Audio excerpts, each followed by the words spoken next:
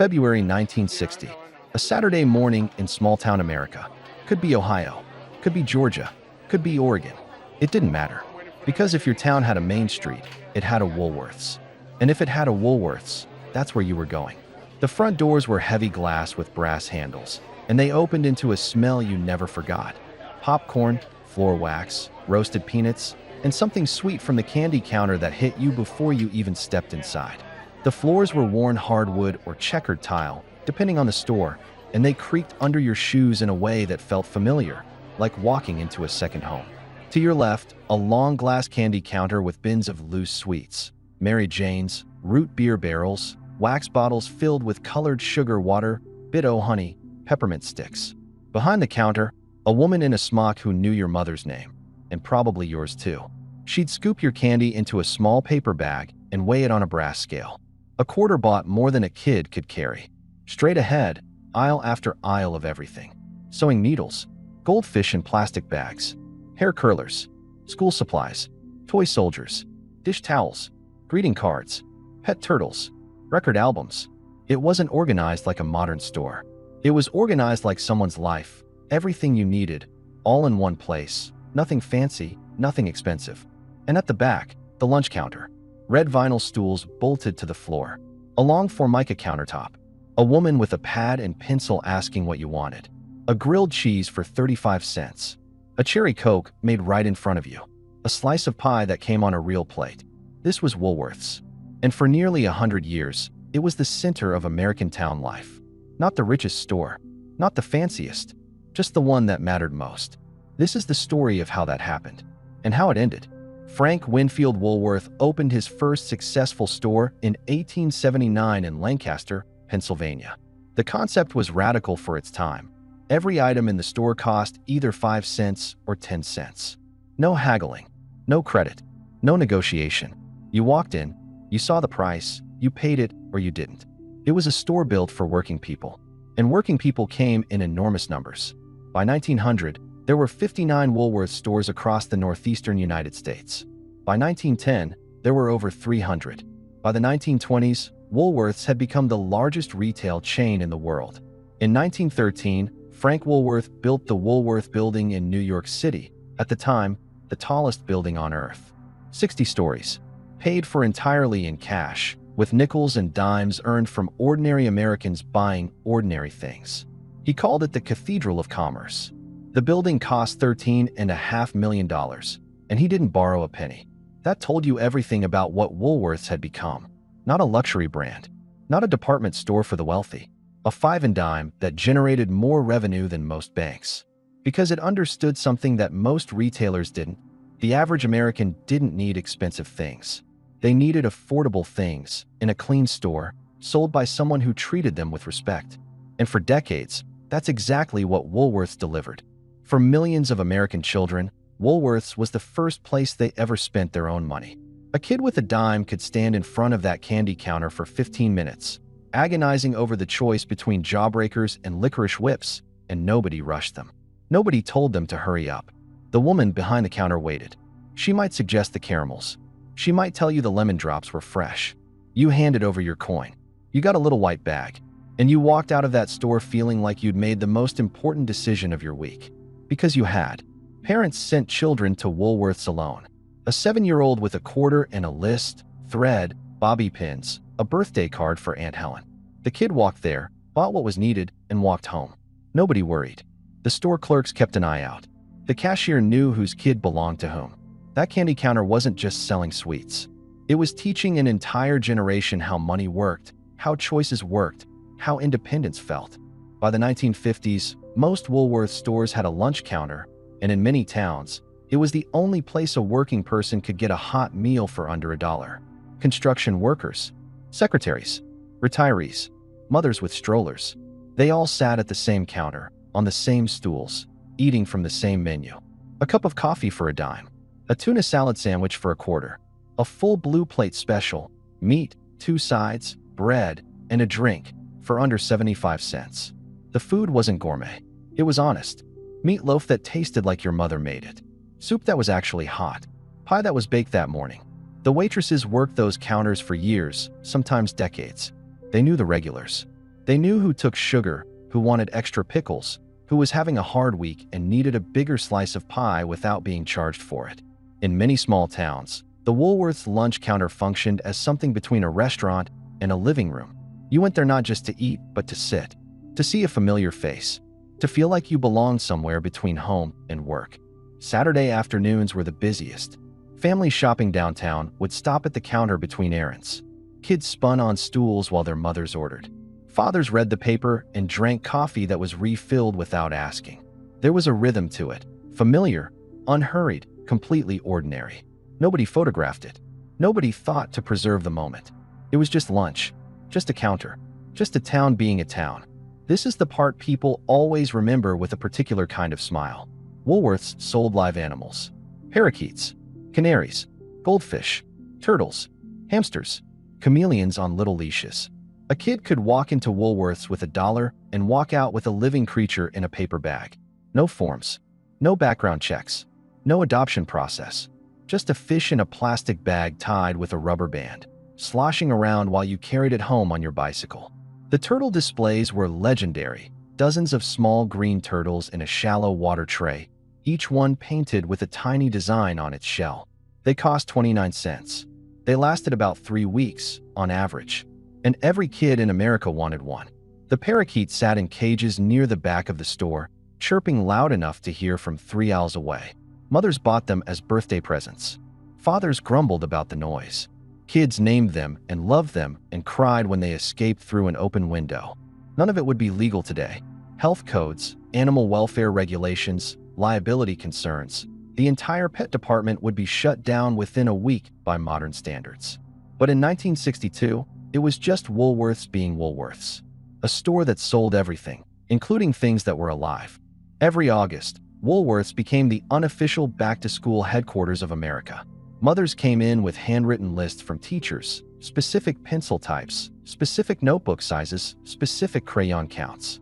Woolworths had all of it, stacked in bins near the front of the store, priced so a family with 4 kids could outfit all of them without taking out a loan. Pencil boxes with cartoon characters, pink erasers that smelled like rubber, bottles of white paste with the little paddle inside the cap, protractors that no one ever used correctly, composition notebooks with the black and white marbled covers. You didn't order school supplies online. You didn't buy them at a warehouse store in bulk. You went to Woolworths with your mother, and she let you pick out one thing that wasn't on the list. One thing just for you. A fancy pen, a pencil case with a zipper, a small ruler with a design on it. That was the deal. And it felt like Christmas in August. Starting in late October, Woolworths began its annual transformation into the most important holiday shopping destination in town. Not because it had the best gifts, department stores handled that, but because Woolworths had everything else. Christmas cards by the box, wrapping paper sold by the roll, ribbons, bows, tinsel, and ornaments for a few cents each, nativity sets made of painted plaster, electric candles for the windows, artificial snow and spray cans, stockings that cost less than $1. The decorations were cheap. Everyone knew they were cheap. Nobody cared. That was the whole point. You could decorate an entire house for under $5, and it looked like Christmas, and it felt like Christmas, and the kids didn't know the difference between a 2-cent ornament and a $2 one. For families on tight budgets, and most American families were on tight budgets, Woolworths made the holidays possible. Not luxurious, possible. And for a lot of people, that was more than enough. The toy aisle in December was its own kind of wonderland. Not the expensive toys. Those were at the department stores, behind glass cases. Woolworths had the affordable ones. Plastic army men, Jack sets, coloring books, yo-yos, balsa wood airplanes that cost 15 cents and flew for exactly one throw before snapping in half. A kid didn't need the expensive toy. A kid needed something new in a box, and Woolworths had boxes. Mothers came in with handwritten gift lists and small budgets, and somehow, they made it work. A present for every child, a card for every relative, decorations for the house, and still enough left over for groceries. Woolworths didn't just sell Christmas. It made Christmas affordable for people who couldn't afford it anywhere else. For millions of American teenagers, Woolworths was also the first real job. Stocking shelves after school, running the register on Saturdays, sweeping floors, counting inventory, learning how to show up on time and deal with customers who weren't always pleasant. The pay was minimum wage or close to it. The work was repetitive, but it taught things that mattered: how to count change, how to handle responsibility, how to be part of a team. Many women who worked at Woolworths in the 1950s and 1960s started as teenagers and stayed for decades. It became their career, their store, their counter, their regulars. Teenage girls in the 1950s and 1960s had a ritual. After school or on Saturday mornings, they'd drift to Woolworth's cosmetics counter. Not the department store counter with the uniformed saleswomen who looked down at you, but the Woolworths counter where you could touch everything. Lipstick for 50 cents. Nail polish for a quarter. Small bottles of perfume that smelled like gardenias and cost less than a magazine. Nobody judged you for browsing. Nobody asked if you could afford it. You tried colors on the back of your hand. You opened compacts and held them up to the fluorescent light.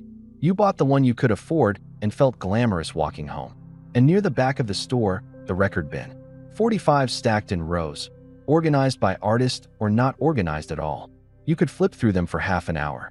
Elvis, the Supremes, the Beatles, Johnny Cash. Each record cost less than $1. A teenager with babysitting money could build a collection one single at a time. That bin was the Spotify of its era, except you had to work for it, choose carefully, and carry it home in a paper sleeve. At its peak in the late 1970s, the F.W. Woolworth Company operated over 800 stores across the United States and thousands more worldwide, including locations in the United Kingdom, Germany, Mexico, and Australia. Annual revenues exceeded billions of dollars. The company employed hundreds of thousands of workers, the vast majority of them women: cashiers, stock clerks, lunch counter waitresses, department managers. For many women in mid-century America, Woolworths was one of the few employers that would hire them for steady retail work with regular hours. It wasn't glamorous. The pay was modest, but it was consistent, and in many towns, it was one of the only options available. The stores anchored main streets and downtown shopping districts in cities and small towns alike. When a Woolworths opened, other businesses followed: bakeries, shoe stores, barbershops.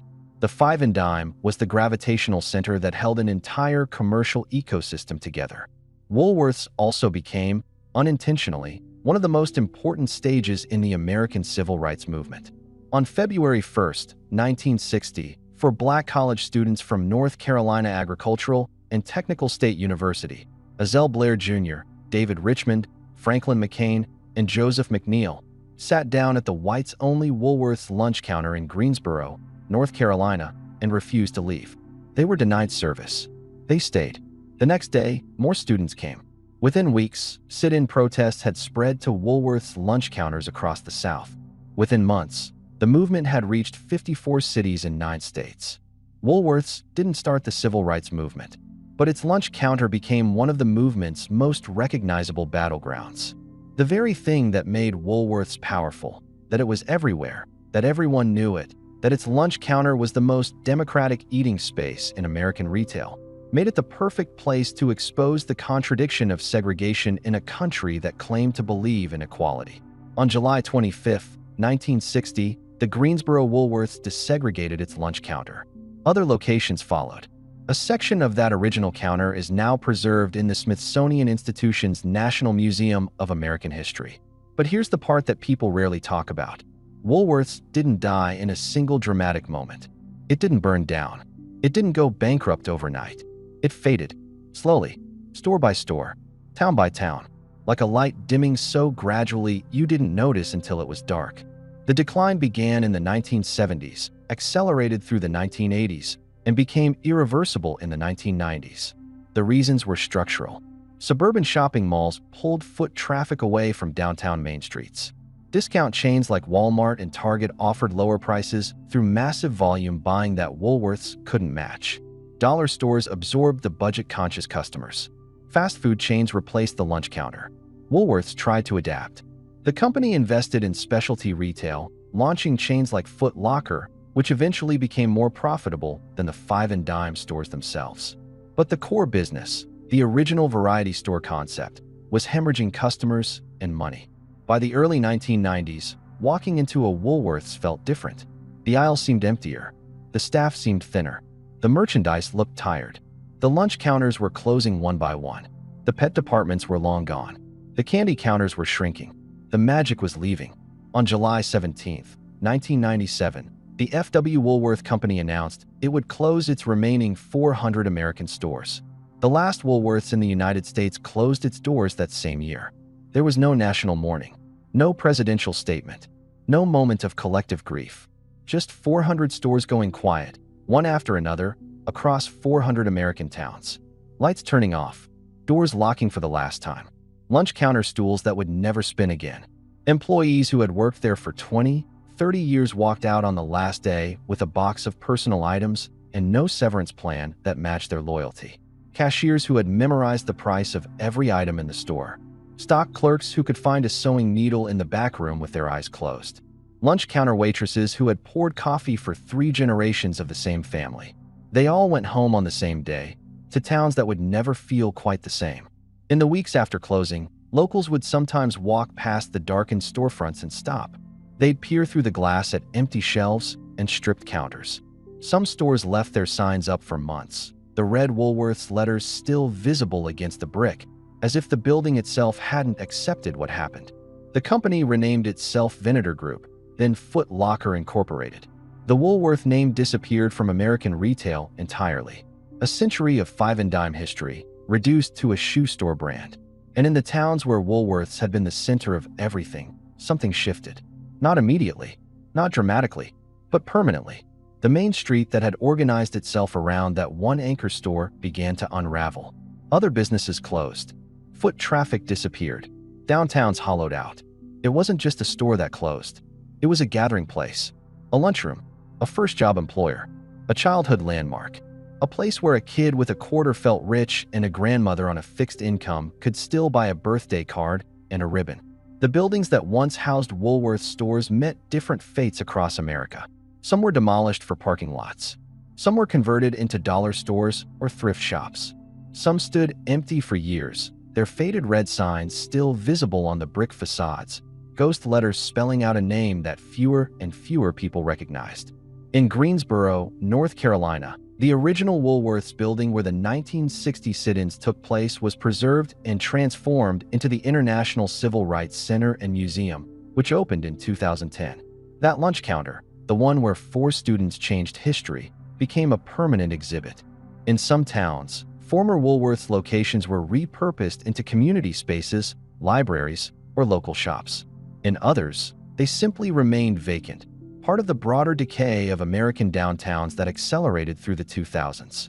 The Foot Locker Corporation, Woolworth's direct corporate descendant, thrived in shopping malls and strip centers, the very retail formats that had killed the original five-and-dime. The irony was quiet but total.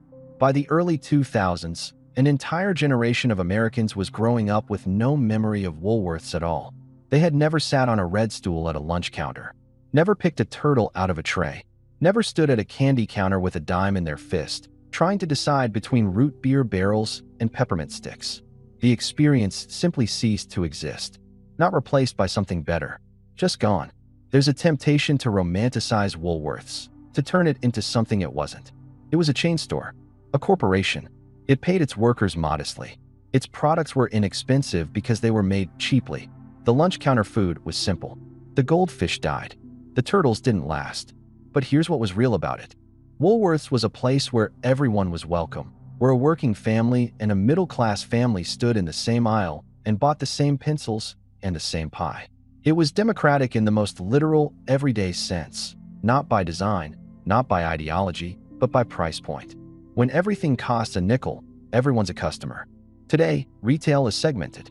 There are stores for the wealthy and stores for the poor and algorithms that decide which advertisements to show you based on your income bracket. Shopping is increasingly done alone, on a screen, in silence. The package arrives at your door. You never see another person. You never smell popcorn. You never sit on a stool next to a stranger and eat the same soup. That's not necessarily worse. It's more convenient. It's more efficient. It's more private. But it's different. And the difference is worth noticing. Woolworths didn't just sell things. It provided a physical space where a town gathered without planning to, where a mother ran into a neighbor, where a retired man ate the same lunch at the same counter every day for 20 years, where a child experienced independence for the first time. When that space disappeared, nothing replaced it. Not exactly. Not in the same way. The coffee shops and co-working spaces and farmers markets of the 21st century serve similar functions, but they serve smaller, more self-selected audiences. Woolworths served everyone. That was the whole point.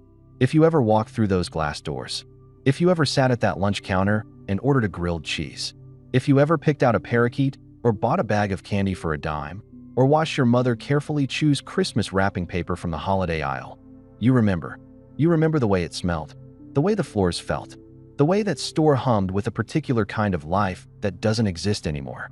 Drop a comment. Tell us which Woolworths was yours, what you bought there, what you ate at the counter, what it felt like the day you realized it was gone. Because these places aren't coming back. And soon, the only people who remember them will be the ones who tell their stories. So tell yours, while there's still someone listening.